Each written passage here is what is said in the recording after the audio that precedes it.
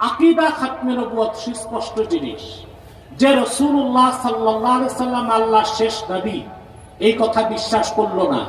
সমস্ত ফুকাহা একমত। মান আনকারা আকীদাতা খাতমিন নবুওয়া ফাকান্নামা আনকারা রিসালাতা জামিল আম্বিয়া।